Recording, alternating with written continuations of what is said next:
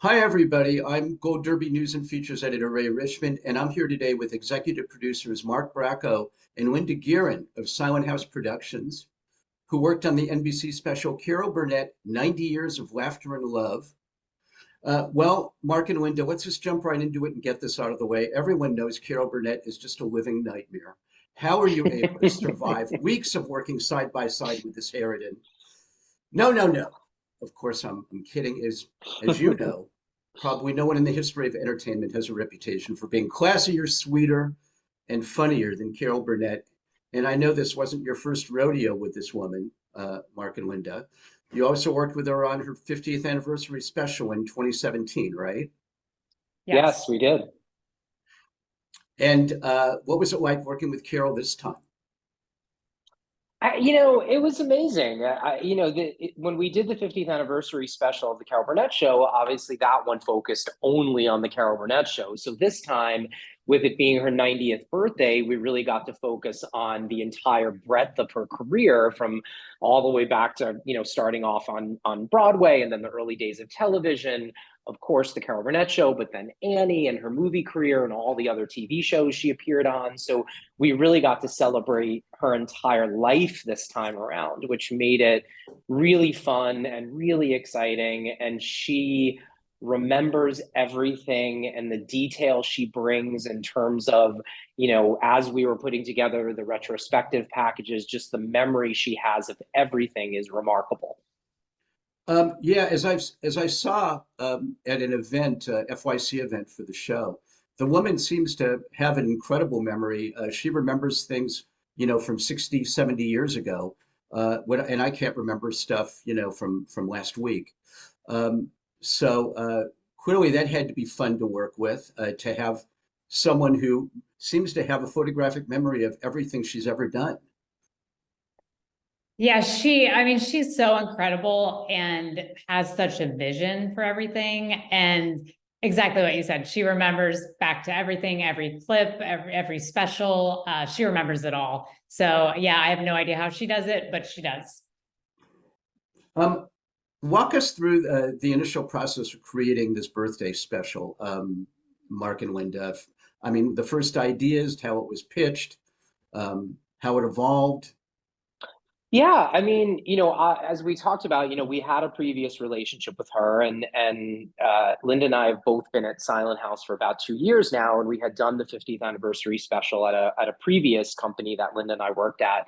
So, we were just, I feel like one day we were sitting around and looking at ideas and different things, and we're both huge fans of nostalgia and the history of television, and somehow we discovered that 2023 was going to be Carol's 90th birthday. So I reached out to her manager, Steve Sauer, and said, this seems like a good reason to put together a really great special. And the fact, again, that this time we can make it about her entire career, not just the Carol Burnett show. So he took the idea to Carol and she loved it. And there was a comfort level there with all of us having worked together before.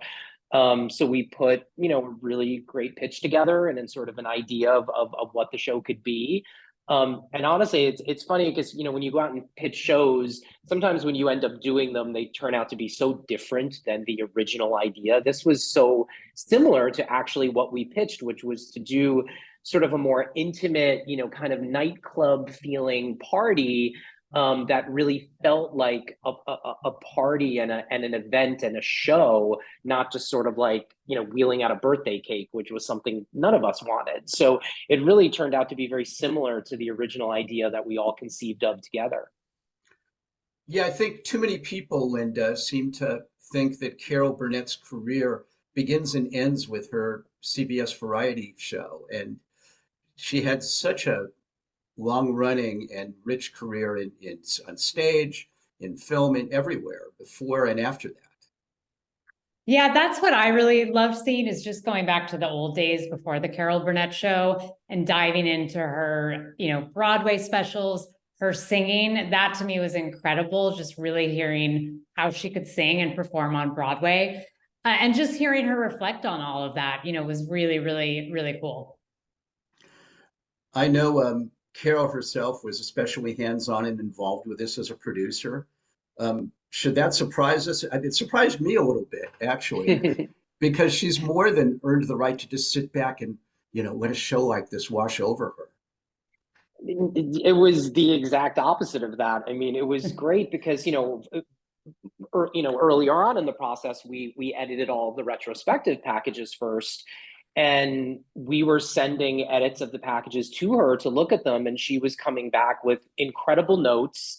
Also saying like, "Are you sure that's not 1972 and not 1973?" And most of the time, she was right. But also just saying like, I really think, if we're going to show a clip from the Four Seasons, it should be the clip of Alan Alda and I in the bedroom when I'm yelling at him about being attracted to another woman. So she would really say like, this is the great scene from this, or the scene from the Larry Sanders Show when she could see something through Gary Shandling's loincloth, and that she's like, that'll get a big laugh. We should definitely use that clip. So she was very, very involved. And then once we got on site and we were rehearsing, I mean, Carol was there, and she was literally sitting at that same banquette watching Bernadette Peters and Billy Porter and Kristen Chenoweth and Darren Criss and Sutton Foster and Katy Perry and everyone rehearse. And she was very much a part of the process. And I think she really enjoyed that. She enjoyed that what we were doing, that we weren't putting on a birthday party, we were putting on a variety show for her. And I think that made her really happy and made her want to be part of the whole process. Did she sort of have final say in terms of what would be included and what would not? I mean, did she have real specific ideas of which key moments to highlight and which ones to leave out? I mean, it was all very collaborative. I mean, I think especially when it comes to the Carol Burnett show, she knows better than anybody the clips that get the biggest laughs, and she'd be the one to say, you have to use Tim Conway propped up on the doorknob. You have to use, the password elephant story blooper, the dentist sketch. Like, she knows the clips that get the biggest laughs. So she would often say, make sure in this you use that, because it'll get a big laugh. So she knows that better than anyone. So, that was so invaluable to have all of that knowledge from her as we were editing all the packages. Linda, did you have a favorite moment or segment to produce as part of this? Was there something you were really rooting for and really pushed hard to include? Wow, there's so many. It's impossible to to narrow down because the whole night was filled with favorite moments. But I think the two key moments that I just really loved. I mean, I loved all the music moments, and I loved the Annie segment, and that just was so much fun. I grew up watching that movie and singing those songs. And so I thought that was so fun. And to have, Bernadette and Billy coming through the audience, and it just to see all of the laughter and joy from everybody. That was so fun. I love that. I also love the finale and the Katy Perry singing her theme song, and just how it ended with Carol, and to see them both, just getting emotional, and really, the other thing about the whole room, I mean, the whole night was just filled with such joy and emotion. Sometimes people were just, laughing so hard they couldn't even breathe, and then the next second they were crying. So there were so many amazing moments, but it just was this roller coaster of emotions, the whole night. But I really did love the music moments. We forget how beloved this woman is because she's been around so long and maybe take her a little for granted. But you had so much Hollywood royalty in that room, eagerly participating in this. Allison Janney and Amy Adams and Amy Poehler and Cher and Steve Carell and Julie Andrews, of course, and Lily Tomlin and Bill Hader. And oh my God, the list just goes on and on. Doesn't seem like you had too much trouble pulling people in to participate at all, Mark. No, it was in a lot of ways the easiest show we ever booked. And we work on a lot of award shows and events and things like that. And, sometimes on some of those shows, it can, be difficult to book people or get people to participate in. But here, it wasn't only a yes from people. It was, what can I do? I want to sing. I'd love to be funny. Like, we were interacting very often with the talent in terms of whether it was a musical performance or saying, to Amy Poehler's team, we were thinking, we want to do this little package about the Q&As, and maybe Amy could do something funny spoofing the Q&As, and they latched onto that, and that's kind of how that happened. And her team and Amy came back with what you saw, the hilarious spoof of the Q&As, and that happened with several people where they worked with us. Marissa Tomei dressing up as Mrs. Wiggins, she wanted to do something like that, and we went to her and to Bob Mackie and put that whole segment together, and it was just such a great moment seeing Marissa walk out dressed as her. So it really was just this expression of so much love in the room, and everyone wanted to make her happy, either to sing for her or make her laugh.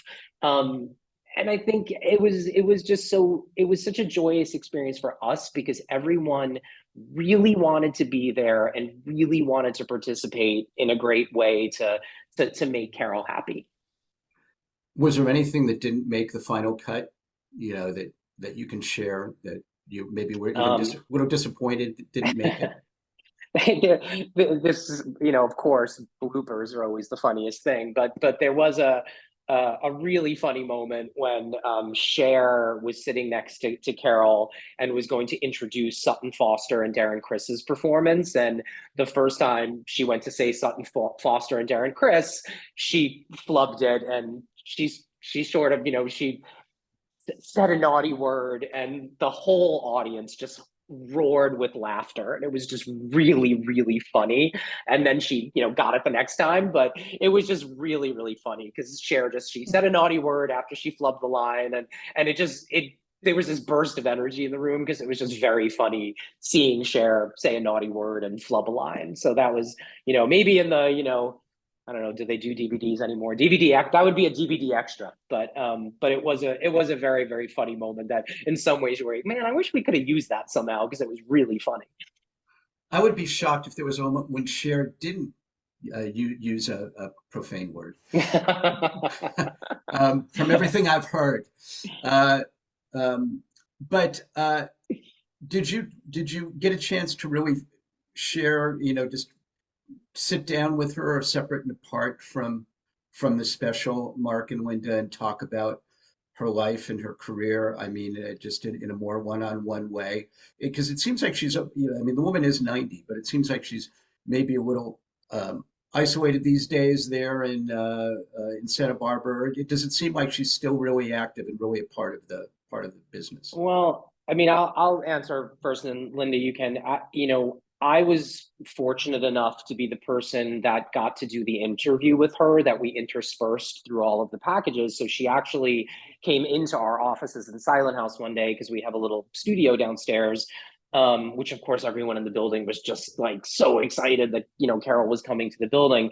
So I was fortunate enough to get to, and there was a lot of that interview that didn't get into the show. So for me, just getting to sit with her and do that interview was such an honor for me, that I just felt very fortunate that I got a chance to sit with her face to face and go through her entire career and hear all of those stories, and that was just wonderful. Did you Yeah. You spoke with her too, Linda? We did. I mean, we had several meetings with her, and like Mark said, it was just so special because you would hear, so many stories that I had never heard before, and always such positive and inspiring stories. I'd always walk away from the meeting just really, really feeling excited and inspired again, So yeah, she was great and always available to us and spent a lot of time with us.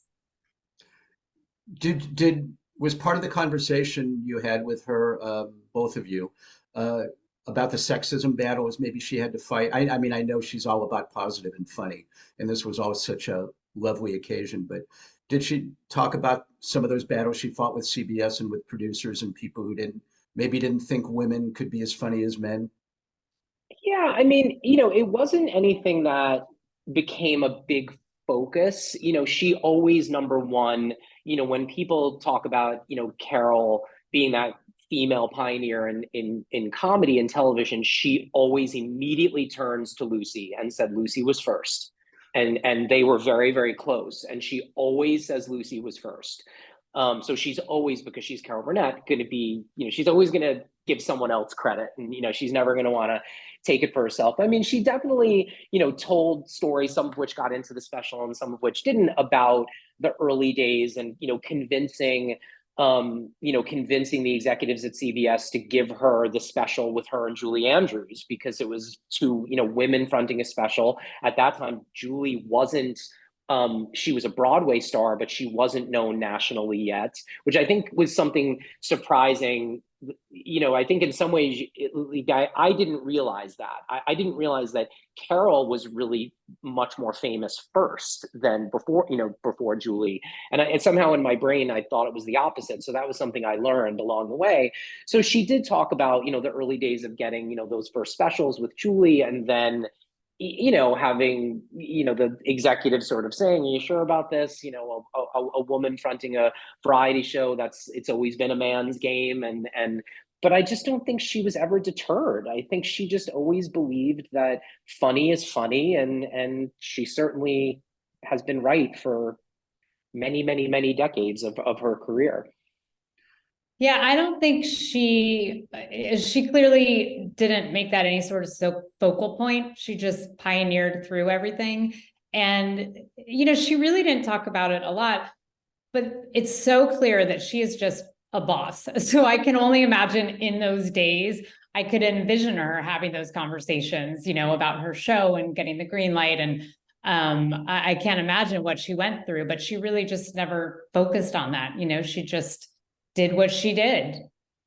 And she will say now that one of the things that makes her most happy is to see how many of this generation now have their own companies and produce. So, Tina and Amy and Maya and Ellen and, all of these, funny women all have their own companies and are producing their own content. That's something that makes her really happy to see that. But and yes, women there are just far more of women taking active leading roles in comedy now than back then. But we see what a pioneer she was when we note that there haven't really been any other women fronting comedy variety shows. I mean, that's not necessarily even a genre that's emphasized anymore, but the fact that she was sort of alone then, and there haven't been many that followed in her wake either. Yeah, go ahead, Linda. Would you agree with that? I mean, that there haven't been. I mean, we have Tina Fey and Amy Poehler and those types, but they're largely more behind the scenes. Yeah, and I think, like you said, it's just that's not really a format now that is out there, So it's just that doesn't exist. Where do you think? You brought up Lucille Ball, and it was always when I was growing up, it was always that they were 1-2, she and Lucy. Where do you think she ranks in the annals of great funny ladies? Still right there at the top? Carol or Lucy? Well, either, but Carol in this case. I mean, yeah. I mean, as high as you can put her. I mean, especially, I think not just because of the 11 years of the Carol Burnett show, but everything she did after that. Being sort of the ultimate Miss Hannigan and Annie, but then also being on so many, television shows over the years. Mad About You and Magnum PI, and the dramatic side of Friendly Fire and SVU, and she just has always been. And now, with Better Call Saul, and hopefully she's going to get an Emmy nomination for that. And then her new Apple TV series with Kristen Wiig and Laura Dern and Allison Janney. It's just the fact that she has had this longevity. I don't, male or female, that is remarkable to have that longevity over 70 years of a career. I just don't think you see that with anybody. So I think as high as you can rank her, you rank her there in terms of funny people. And you're right. And she's still going, it's like, who knows what the future holds. She'll surprise us all. Yeah, she could end up with several Emmy nominations this season. It's amazing. We were, right. There was one time when we were early on and having meetings about this show, and she was in production on the Apple TV series. And we were at a meeting somewhere, and she was there, and like she was so excited talking about the show and was showing us photos on her phone of her outfits because I believe it takes place in the 1970s in high society in Miami.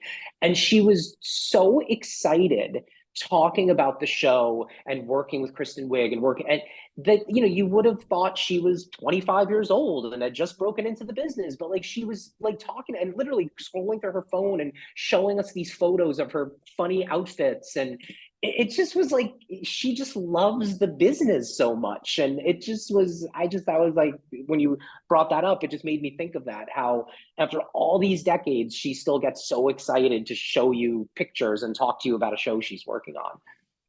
How satisfied do you think Carol was with how the special went down? I think she was really satisfied. I mean, yeah, no, she seemed very, very happy with everything. And the night of the taping, I mean, it was incredible. So at the end, you could tell it was, very overwhelming also to see all those people there to honor her. And, I have to say the other thing I want to mention, in addition to, all the celebrities who were there, we just had the whole crew, production staff and crew were so excited to be there. I mean, they just couldn't believe they were working on this special. Everybody cleared their schedule, dropped everything to be able to do this. And it was the most happy, joyous set I've ever been on. So that was so great. And, I would hope, and I think she did, I think Carol felt that all the way from like the biggest celebrity all the way down to staff, crew, PAs, everybody. They just were so honored to be there for her. Yeah, I mean, she came into the edit bay with us for a couple of days when we were editing and, got emotional a couple of times watching it back in the edit bay and had great notes as we were editing. The next day after it aired, when I reached out to her to let her know that we, we did really well and, all these people watched. And then a few days after that, when I called her to say, Carol, you're never going to guess, we were the #1 show of the week in total viewers. And that just made her really happy that people tuned in and they loved it. And, the fact that, this special was the most viewed show of the week was amazing, so that made her really happy. And I think she was just happy that so many people watched it and enjoyed it. And, the ratings were the icing on the cake for it. So I think she was really happy. Well, I think that's a good place for us to wrap. You can see Carol Burnett, 90 Years of Laughter and Love, streaming on Peacock. Mark Bracco and Linda Gierahn, good luck this Emmy season to you both, and thanks for joining us today at Gold Derby. Thank you so much. We Thanks, appreciate Ray. it.